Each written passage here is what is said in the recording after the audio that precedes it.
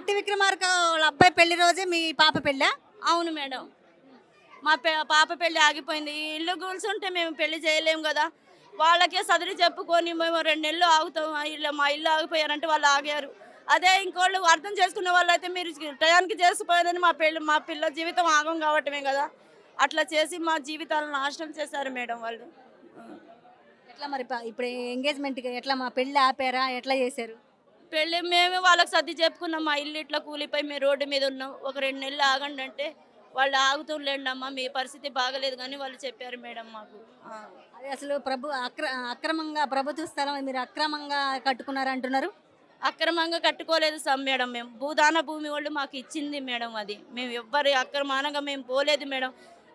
ఒక్క నిమిషం మేడం, ఒక్క మాట, ఒక్క మనం వస్తువు కొనుక్కొని అక్కడ పడేస్తే ఏరే వాళ్ళు తీసుకుంటేనేమో మనం ఒప్పుకోం కదా. అదే 30 ఎకరాలు 10 సంవత్సరాల నుంచి ఉంటుంటే ఏ గవర్నమెంట్ ఊకుంటుంది? ఎవరు ఊకుంటారు మేడం? ఊకుంటారా? చిన్న వస్తువు పోతేనే మేము 100 సార్లు తోలాడుతామే, గ్యారెంటీ ఇస్తామే.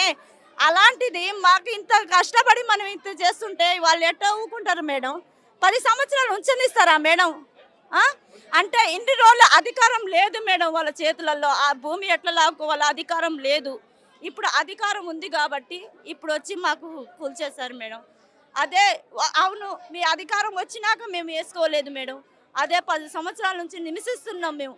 అధికారం రాగానే కరెంట్ తీసేశారు మేడం. 11 నెలలు అవుతుంది మేడం. అప్పుడన్నా కేసీఆర్ సార్ ఉన్నప్పుడు పగులు వేసుకొని నైట్ వేసుకొని పగులు తీసుకునే వాళ్ళం మేడం.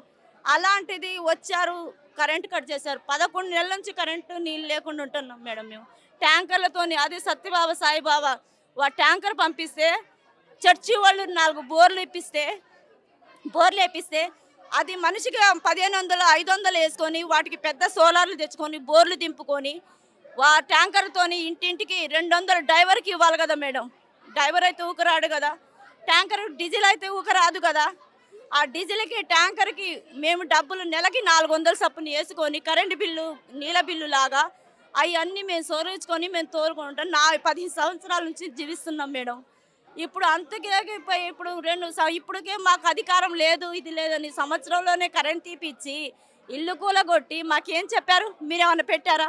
కలెక్టర్ గారు వచ్చి ఒక 4 రోజుల ముందు వచ్చి, అమ్మ మీరు అర్హులు కాదు, మీరు ఇక్కడ పేదలు ఉంటున్నారో, మరి కోట్ల ఆస్పత్రి ఉంటున్నారో, మీకు అధికారం లేదమ్మా ఇక్కడ మీరు ఉండటానికని మాకు చెప్పలేదు మేడం. దారుణంగా తీసుకొచ్చి మమ్మల్ని ఇల్లు కూల్చేసేసిపోయారు. మేము కిరాయిలకు తీసుకోవాలంటే ఖమ్మంలో కిరాయిలు తీసుకునే పరిస్థితి కూడా లేదు మేడం మాకు. మేము ఉండలేం ఖమ్మంలో కిరాయి. ఇప్పుడు పోతే అడిగితే ఆడ దోమలలో 4000 5000 అంటున్నారు మేడం. తెచ్చేది 500. 500లలో పిల్లగాళ్ళకి ఏం చదివించుకోవాలా? ఇంట్లో తీసుకోవాలా? ఏం చేయాలా? మేము ఎక్కడ కట్టాలా? దాదాపు 500 నుంచి 700 ఫ్యామిలీస్ ఉన్నాయి. ఎలా ప్రజెంట్ ఎలా రోజు తినడానికి కావచ్చు, కట్టుకోవడానికి బట్ట కావచ్చు, ఎట్లా 700 ఫ్యామిలీలలో కొంతమందికి సాయిబాబా అటు గుళ్ళో పెట్టారు మేడం, కొంతమందికి భవనంలో పెట్టారు. అక్కడ ఒక 350 మంది, ఇక్కడ ఒక 400 మంది ఉన్నాం మేడం. ఇక సౌకర్యాలు అంటే మేడం అనాథల్లాగా మిమ్మల్ని అట్లా పడేసి మేడం. నా పరిస్థితి జీవితంలో కాంగ్రెస్ పార్టీ ఇట్లా చేయి పట్టుకొని వాళ్ళు ఎప్పుడు వస్తారా తింటామా అని ఎదురు చూసే జీవితం వస్తుందని మేము అనుకోలేదు మేడం. మమ్మల్ని వాళ్ళు ఎప్పుడు వస్తారా, మాకు ఆకలి ఎప్పుడు తీరుస్తానని ఎదురు చూసే పిల్లగాళ్ళు, చిన్న పిల్లగాళ్ళు మేడం. ఆ పిల్లగాళ్ళు ఏం దొరికితే అది నోట్లు వేసుకొని తినాలా, చెయ్యాలా? ఎంత ఘోరం అంటే ఇప్పుడు ఆడవాళ్ళు ఉంటారు మేడం, అన్నీ చెప్పుకోలేము కదా. అలాంటి రోజులలో మా పరిస్థితులు ఏంటి మేడం? ఆడ ఉండే అది ఇది అని చిన్న పిల్లగాళ్ళు ఉన్నారు, పెద్దవాళ్ళు ఉన్నారు, అరుచుకోవటం, వాచ్మెన్ అమ్మ అట్లా ఏదైనా అసలు మొత్తం ఎంత భారం వేసేస్తున్నామో. చాలా మంది ఆడపిల్లలు ఉంటారు, బాలింతలు ఉంటారు, ఎట చేస్తున్నారు అసలు బాలింతలు చిన్న పిల్లగాళ్ళు మేడం.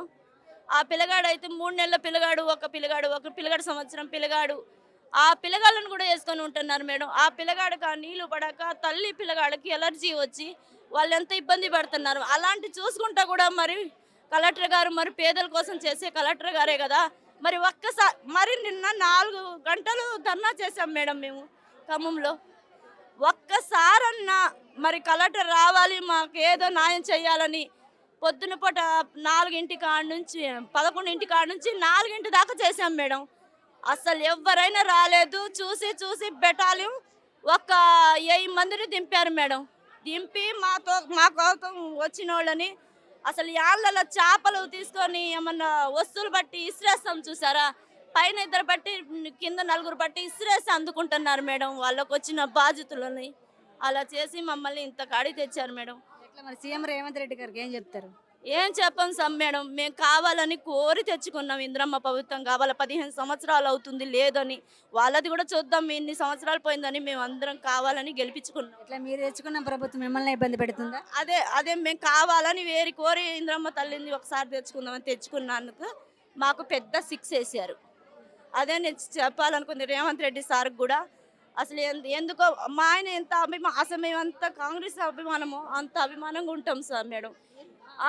ఏరే పార్టీ వాళ్ళు మా ఇంటికి అడుగేయరు మేడం. అలా చేసిన వాళ్ళని మాకే రోడ్డు పాలు చేసాం. అలాంటి అభిమానం ఉన్న వాళ్ళు ఇంకోసారి ఓటేస్తామా?